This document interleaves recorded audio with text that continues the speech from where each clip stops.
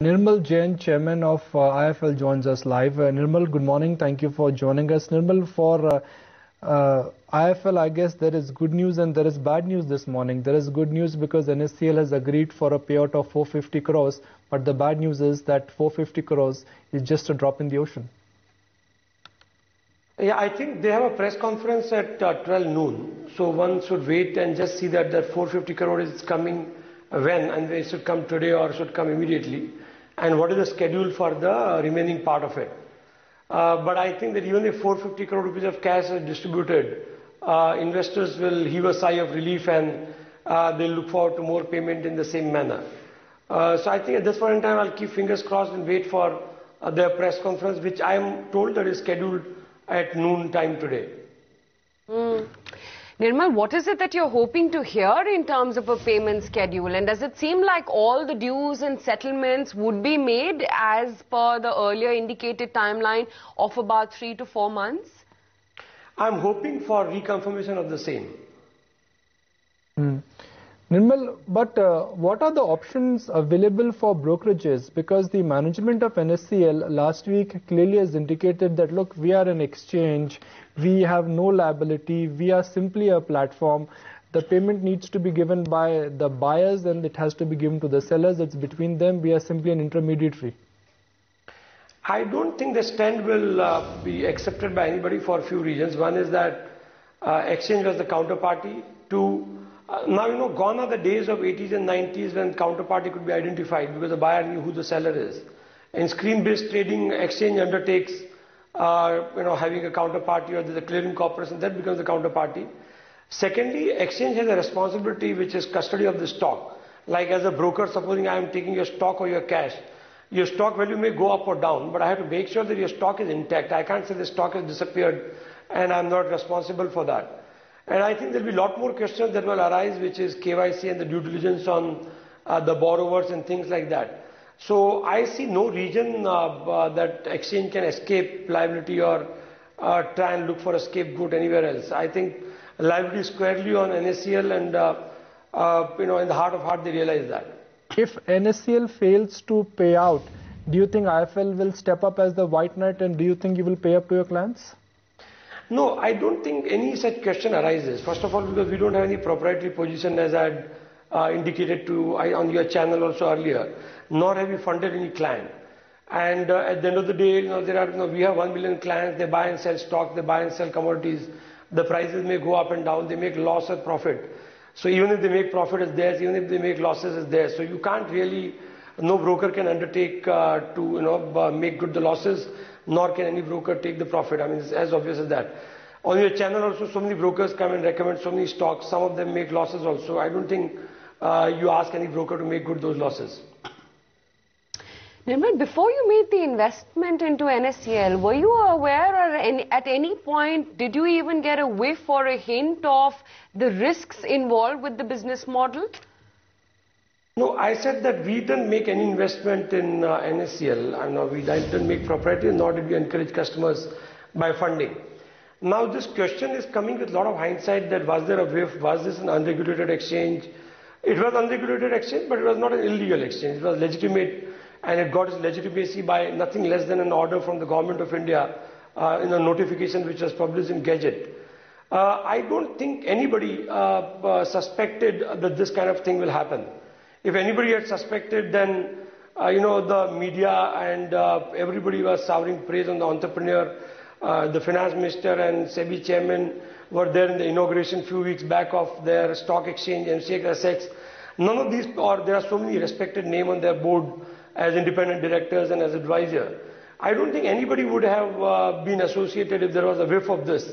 So people were acting in good faith, they were trading in good faith, and actually this came as a very crude surprise and shock to entire investing as well as financial community. Nirmal, do you think NSCL has enough physical stock to clear up their liabilities, or they don't have enough physical stock? And if they don't have physical stock, what are the options for NSCL to pay out?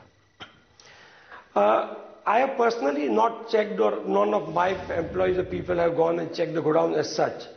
But we hear from many investors. There was investors press conference last evening, And there are many of them who have been chasing godowns and chasing ROC, and they discovered that stock is either not there, or if it's there, then it's significantly lesser than what has been reported. Now it's very difficult to have a truth, because many times rumors get exaggerated. So people may see something short and they try and blow it up. But I think we are waiting for SGS report, which is, I am told, international agency. We are waiting for FMC report. The authorities, which is Forward Market Commission and government, if they so desire, I think it's just a matter of 2-3 days that they can get the stock done. They can check the money trail, and for the public clarity, they can disclose it, that what is the status. So I think they'll be the right people. What people are counting on today is more of a financial closure, because none of the investors will have any interest in actual stock or actual commodity stock as such. So even if there's some shortage here and there, as long as borrowers are genuine people and they make good the losses, investors will be home and dry. So, I mean, Nirmal, we've been chatting with a couple of key investors as well, and the clear concerns seem to be that investors are seeing only 10 to 30% of refund in settlement, A. B, that the trade guarantee fund stood at 50 crore rupees versus the claim of 800 crore rupees. We will hear from the management today in the press conference and get in some more clarity in terms of the settlement sked. But what if there were to be a default, and what if there weren't to be a proper 100% settlement?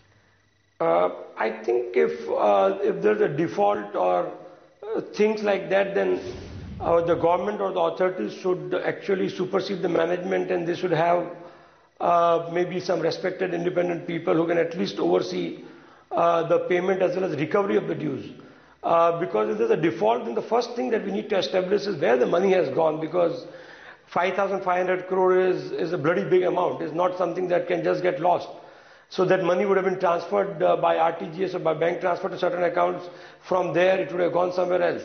So one needs to chase the money trail and figure out. So I don't think that money would have been lost in speculation, because we don't have any hint or any cues about that. So if the money is there in the system, then then authorities have to chase wherever it is and get it back to the investors where it belongs to. Nirmal, I'm completely with you. Whatever NSCL has done is completely unpardonable. But look at the flip side. Every broker was trying to really maximize this entire chain. Every broker had recommended their clients that they should participate in this entire, digital badla, and they were also making a huge commission because of this entire, process. I don't agree with you, Nikunj, because if you look at our own brokerage and our own wealth management service, so where we have advisory mandate, we advise clients not to trade or invest in this, or we actually advise that there is a much higher risk, and if you still want to invest, then you must understand this risk and sign this document.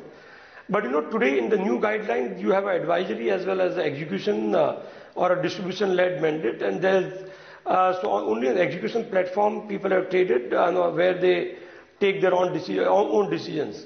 So it is not that brokers, but at the same time, as I said at the beginning of the interview, there was no reason for people to suspect this kind of or this magnitude of problem.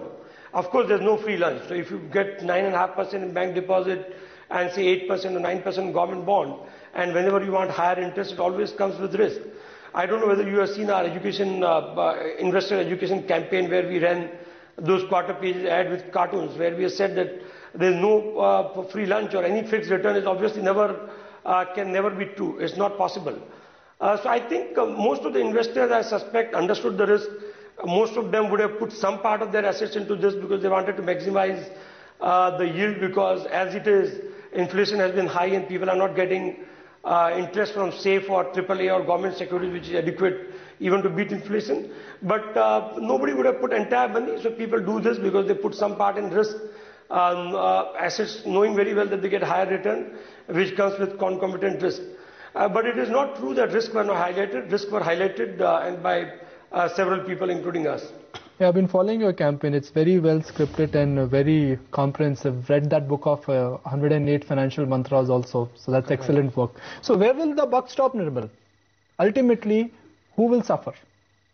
I have a feeling that we just need to wait till, this has been there for last 14 days. So maybe for 4 hours more, and probably will have much greater clarity and it will be much easier to answer this question.